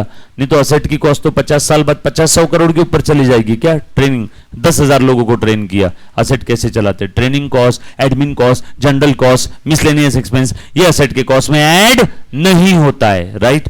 उसके बाद administration and other general overheads cost, ये भी सब असेट के कॉस्ट में ऐड नहीं होगा, राइट, है ना। ये भी अपने नोट्स में मैंने थ्योरी क्वेश्चन के अंदर में ऑलरेडी कवर करके रखा हुआ है। सो कौन सी डायरेक्टली एट्रिब्यूटेबल कॉस्ट है, कौन सी डायरेक्टली एट्रिब्यूटेबल कॉस्ट नहीं है।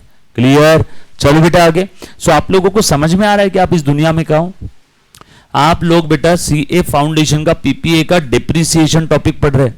अभी तक हमने एक भी प्रैक्टिकल क्वेश्चन सॉल्व नहीं किया, हम लोग बस तैयार कर रहे हैं अपने आप को कि कैसी भी सिचुएशन आ जाए हम लोग वहां पे आंसर देने के लिए तैयार रहेंगे, रेडी रहेंगे बेटा, राइट। आ जाओ प्लीज ध्यान देना। अभी once an asset has become brought its intended condition and location for use, उसके बाद की कॉस्ट हम लोग उस असेट की कॉस्ट में रिकॉग्नाइज नहीं करेंगे जब तक वो कैपिटल एक्सपेंडिचर नहीं है। ये भी हमने देखा।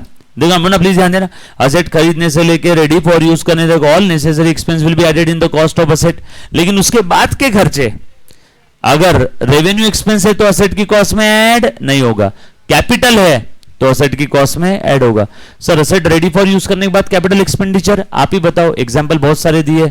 रेडी फॉर यूज करने के बाद असेट को मॉडिफाई किया, उसकी capacity, capability, efficiency, performance, productivity बढ़ गई तो क्या रहेगा? कैपिटल।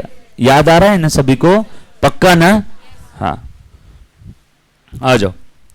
ओके, एक बच्चे ने बोला 2 मिनट। नहीं बेटा वो लिखने की जरूरत नहीं है अंजो, लिखना नहीं है, कुछ भी लिखना नहीं है। आ जाओ, जो लिखने का रहेगा मैं साइड में लिखवा के दूंगा। Methods, straight line, diminishing, units of production. अब स्ट्रेट लाइन डिमिनिशिंग हमने देख लिया, यूनिट्स ऑफ प्रोडक्शन भी हमने देखा। यूनिट्स ऑफ प्रोडक्शन के अंदर में टोटल 3 मेथड है, units of production, machine our और डिप्लेशन। यस और नो? स्ट्रेट लाइन मेथड हमने देखा है, फिर से देखने की जरूरत है। दोनों फॉर्मूला लिए क्या हमने? जी हाँ, है ना? ऐसा आपको नहीं आएगा 12वीं की तरह question, short note on straight line method. No, कभी नहीं, नेवर। इंस्टीट्यूट आपको उसके ऊपर क्या पूछेगी? प्रैक्टिकल क्वेश्चन, क्योंकि पूछा तो सबको उसका आंसर आता है। Straight line method of depreciation, don't टिम्बर आरवी रेश। Point number 1, in this method the amount of depreciation will remains constant. Point number 2, formula depreciation is equal to cost minus estimated scrap value upon estimated useful life. Point number 3, another formula, if rate of depreciation is given, depreciation is equal to cost into rate. Point number 4, another formula for calculating the rate, rate is equal to amount of depreciation upon cost into 100. Point number 5, in this method at the end of useful life of an asset you will get estimated scrap value or zero whichever is higher.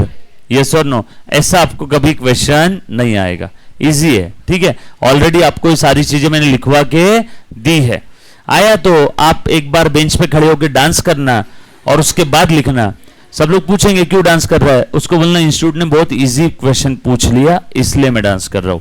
ठीक है, और जब easy paper आ जाए तो वहां पे चिंता वाली बात रहती है, क्योंकि वो आपको अकेले को इजी नहीं गया, उन तमाम बच्चों को इजी गया है।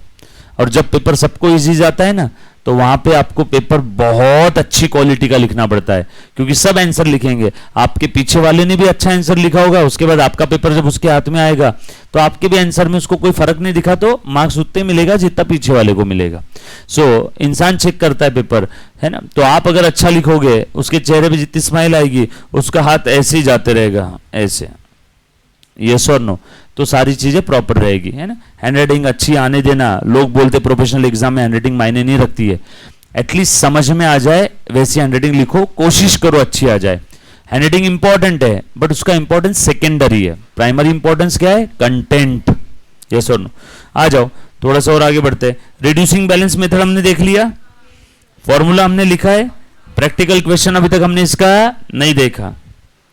सर इसमें तो एक ही आपने 2 फॉर्मूला लिखा था, मैंने पहले बताया था, दूसरा वाला फॉर्मूला कहीं दिया नहीं है। क्या है बेटा formula? WD of respective year multiplied by rate of depreciation, है ना?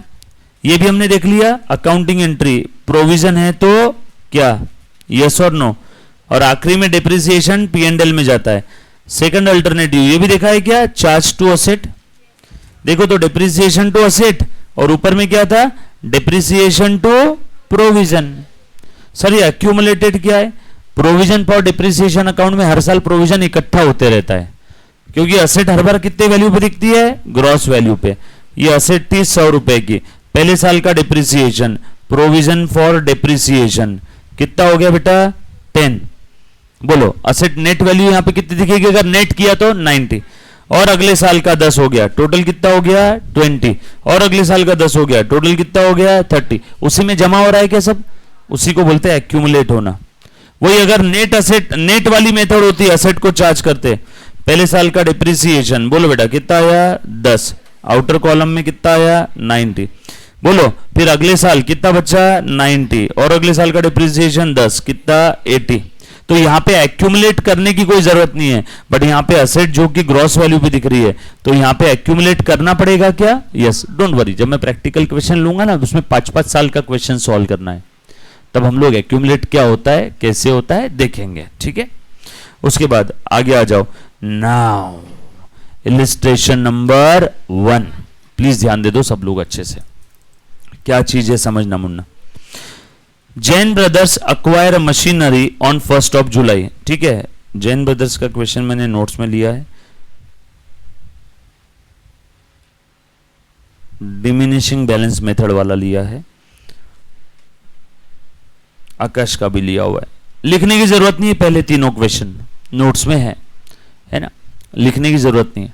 आप लोग क्या लिखोगे मैं वो बता दूंगा, ठीक है, चिंता मत करना, है ना। अब बस आपने जवाब देना है फटाफट से। एक कंपनी है, इन्होंने क्या किया, एक असेट अक्वायर किया, कितने की रे बेटा, एक असेट अक्वायर किया 14 लाख रुपए की। ठीक है, ध्यान देना, एक असेट अक्वायर किया 14 लाख की, and spend 1 lakh on its installation. The firm write off depreciation at 10% per annum of the original cost every year. The books are closed on 31st December every year. Required to show machinery account and depreciation account for the year 18 and 19. बोलो बेटा, 2018 और 19 2 साल का बनाना है। चल फटाफट से बता दो। बोलो बेटा, 2018 का और 19 का स्ट्रेट लाइन मेथड है, रेट कितना दिया है 10%। बोलो डिप्रिसिएशन कितना रहेगा? हाँ, 2018-19 का। बोल बेटा, सिंपल है, बोलो बोलो बोलो, इनटू, हाँ बोलो ना, 1,50,000। सबके सब गलत। पहले साल का 75,000। कितने बच्चों का 70? ईमानदारी से हाथ खड़ा करना, झूठ मत बोल। Very rare. समझ में आया क्या पासिंग रिजल्ट इंस्टीट्यूट का कितना रहता है? समझा ना, इंस्टीट्यूट ऐसे खेल खेलती है आपकी भावनाओं के साथ, है ना। तो मैं चाहूंगा कि आप क्लास में गलती करो, यहां गलती किया तो उस गलती को ठीक करने के लिए कितने मिनट लगेंगे? 5 मिनट। एग्जाम में गलती किया तो उस गलती को ठीक करने के लिए कितना समय लगेगा? 6 महीना, क्योंकि अगली बार एग्जाम कब आती है? 6 महीने बाद। आ जाओ, डेट की तरफ भी ध्यान दो, देखो ना डबल अंडरलाइन किया ना यार इसको। पहला साल 1 जुलाई 2018 को असेट लिया, 31 दिसंबर को साल खत्म हो रहा है, ऐसा बोला है, बरोबर है। ये फर्स्ट ईयर शुरू कब से हुआ होगा? 1 जनवरी 18। असेट कब लिया? Date of purchase. ये कितना महीना है? 6 मंथ, ये डेट ऑफ परचेस है। और दूसरा साल 1 जनवरी 19 से लेके 31 दिसंबर 19, ये कितना है? पूरा 12 मंथ है, ठीक है। तो फर्स्ट ईयर का डिप्रिसिएशन कितना आ जाएगा बेटा?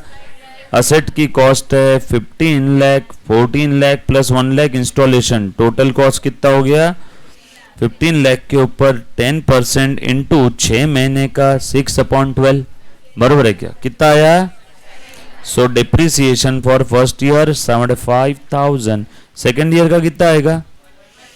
15 लाख। अगेन कॉस्ट पे लेना है ना हर साल, स्ट्रेट लाइन मेथड है, इंटू 12% इंटू 12/12, पूरे 1 साल का 1,50,000 डिटो। सिंपल था, पक्का? क्या बोला है लेकिन यहाँ पे? ये तो हो गया आपका वर्किंग नोट, ये वर्किंग नोट है। सर क्या बात कर, वर्किंग नोट भी दिखाना पड़ेगा क्या? हाँ सर, वर्किंग नोट में डायग्राम बनाना है क्या? चलेगा, बहुत अच्छा। डायग्राम रही है ना, स्केल नहीं यूज करना, टाइम पास हो जाएगा। डायग्राम रही तो फायदा क्या है? सामने वाले के नजर में जल्दी आंसर बैठ जाएगा। डायग्राम सर कैची ना। आपको फिगर पसंद है या सेंटेंसेस पसंद है? फिगर। डायग्राम्स, हर किसी को डायग्राम्स अच्छी लगती है।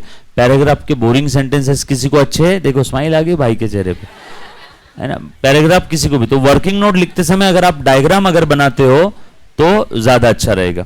चलो मैं अकाउंट बना लूं। 2 अकाउंट बोले थे इन्होंने। पहला कौन सा अकाउंट बोला है बेटा? Machinery account. और दूसरा आपको अभी बनाने की जरूरत नहीं है, आपके अंदर जितनी खुमखुमी है प्रैक्टिस की मैं सब निकालूंगा। आपका हाथ दुख के आएगा, आप बोलोगे सर बस अब फिगर भी याद हो गई क्वेश्चन की, है ना, तब हम लोग रुक जाएंगे, है ना। चल थोड़ा सा आ जाओ। सो मशीन अकाउंट, ये debit side credit side, debit side credit side.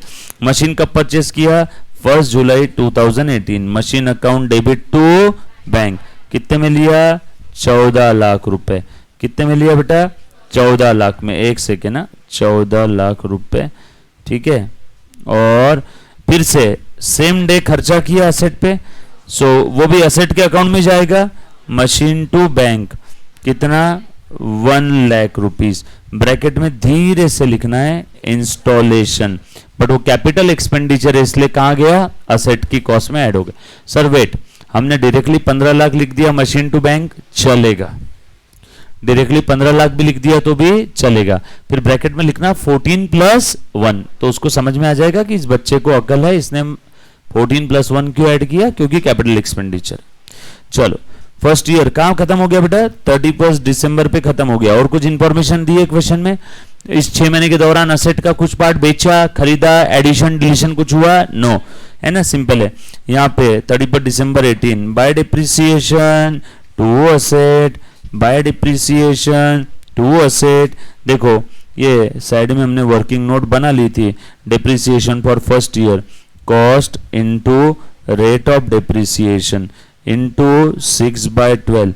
Cost कितना था? 15 लाख इंटू 10% इंटू 6/12, ये आ गया 75,000। 75,000 वर्किंग नोट नंबर 1। किसी को कोई तकलीफ, कोई शंका?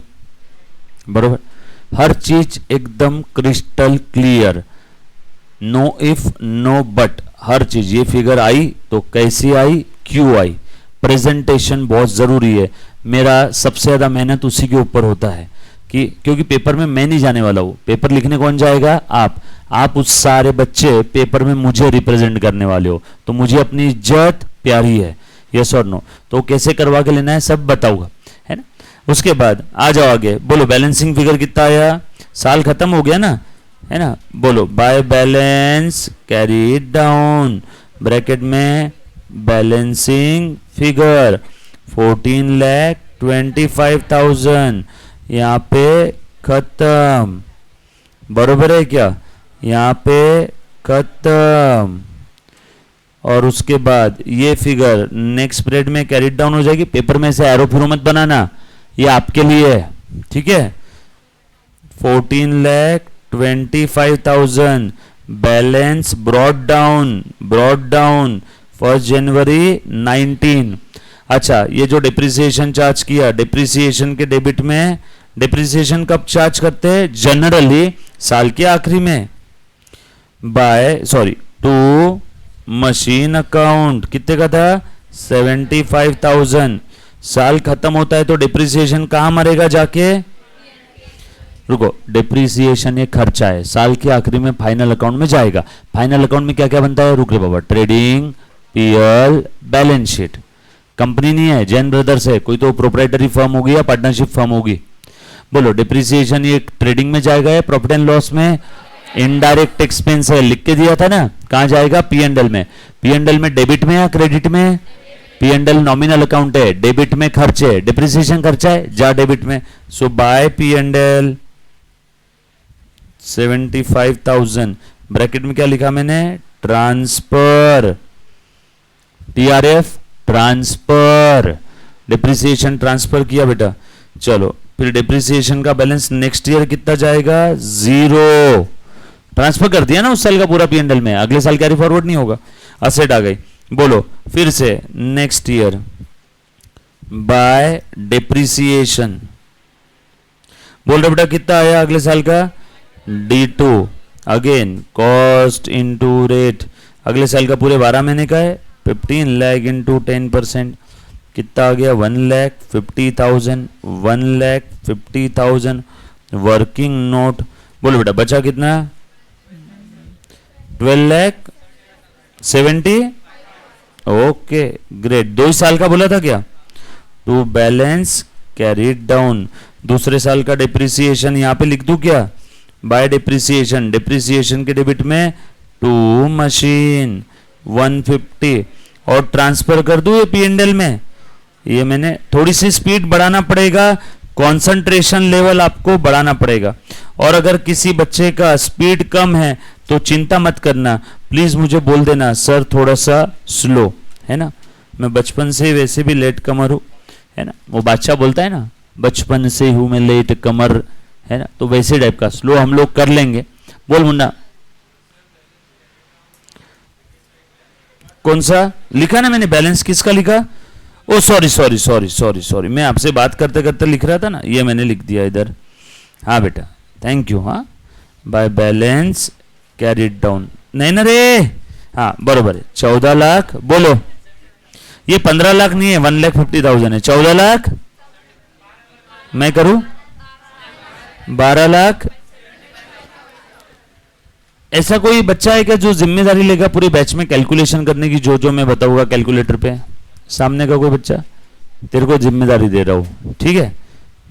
12,75,000। नहीं नहीं, तुझे करना कुछ नहीं, जो मैं बोलूंगा बस वो बटन दबाना है उसके ऊपर, ठीक है।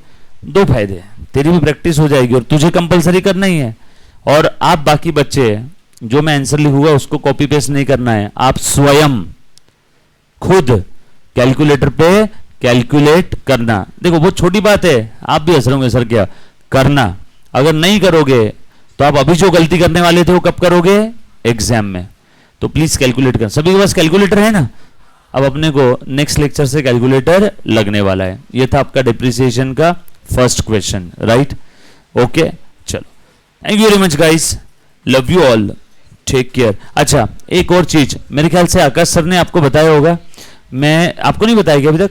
मैंने, मेरी सिस्टर की शादी है तो मैं 2 से 3 दिन के लिए वहां पे जाऊंगा।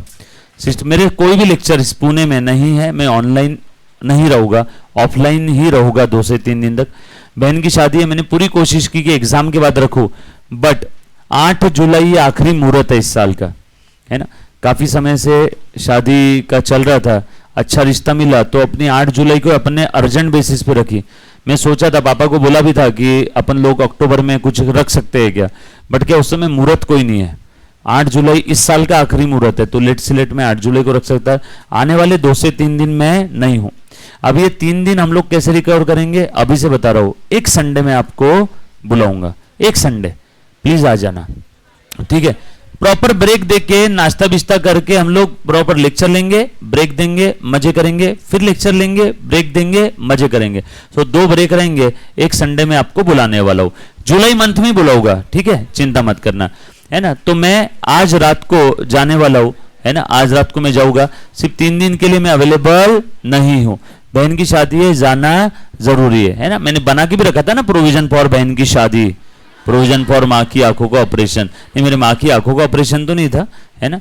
अरे भैया, नहीं तुमको मालूम नहीं है बच्चों, अगर किसी के मॉम डैड का या किसी का भी घर में बड़े का इंश्योरेंस नहीं है तो इंश्योरेंस जरूर निकालना, क्योंकि उसकी कीमत मुझे समझ में। मेरे मॉम का ब्रेस्ट कैंसर का ऑपरेशन हुआ था 2017 में, इंश्योरेंस नहीं था। गांव के लोग इंश्योरेंस नहीं निकालते ना। 6-7 लाख रुपए सीधा जेब से लंबा काम। इनलैक्स बुधरानी में करवा के भी, 2017 की बात कर रहा हूं मैं, रूबी हॉल में करता तो 15 लाख रुपए लगते। नहीं, रूबी हॉल का ही डॉक्टर था, डॉक्टर रूबी हॉल का था, पहचान का था। वो क्या बोले, हरीश कहीं मत जा, रूबी हॉल में जाने की जरूरत नहीं है, सर्जन में ही हूँ। एनेस्थीसिया वाला जो पर्सन है वो भी वही है जो रूबी में रहेगा, बिल्डिंग उसकी जगह ये रहेगी। रूबी हॉल के चार्जेस बहुत ज्यादा है। तो वहां मुझे एक चीज समझ में आई कि इंश्योरेंस बहुत जरूरी है ना। वो अक्षय कुमार पागल नहीं है इंश्योरेंस की ऐड जो कर रहा है, नहीं, वो एक्चुअल में जरूरी है ना। तो वो एक जरूरी रखना। शादी वादी के इंश्योरेंस होते नहीं, वरना मैं तो वो भी निकाल लेता, शादी का खर्चा भी इंश्योरेंस कंपनी दे देगी, है ना। तो वो जरूरी है, मैं वहां पे जाने वाला हूं। अच्छा, तब तक के आप लोगों के लिए मैं कुछ है ना घर पे थोड़ा सा वर्क देखे जाऊंगा। मैं आप लोगों के साथ है ना इस पे टच पे रहूंगा। कैसे, कभी अगर इंस्टाग्राम पे लाइव आ गया तो जरूर सबसे बात कर लूंगा, है ना। इंस्टाग्राम बोलो या जूम मीट बोलो, है ना, लाइव आया तो मैं जरूर उस समय आपसे बात कर लूंगा। मुझे पता नहीं अब शादी में कैसे गया, क्योंकि वहां पे अरेंजमेंट तो पापा ने सभी ने कर लिया है, पापा ने कर लिया अरेंजमेंट, बरोबर है। मेरा उसमें ऐसा जितना रोल नहीं है। अगर उसमें मैं फ्री रहा तो मैं बात कर लूंगा, नहीं तो मैं 3 दिन बाद वापस आ ही रहा हूं, है ना। चलो, thank you very much guys, love you all, take care, bye. Party आ रही है, ऑनलाइन वाले बच्चे आप लोगों को दिल से सॉरी, काश मैं आपको भी पार्टी दे सकता था, है ना। थैंक यू यार, thank you, bye bye, thank you, bye बेटा, बाय, थैंक यू।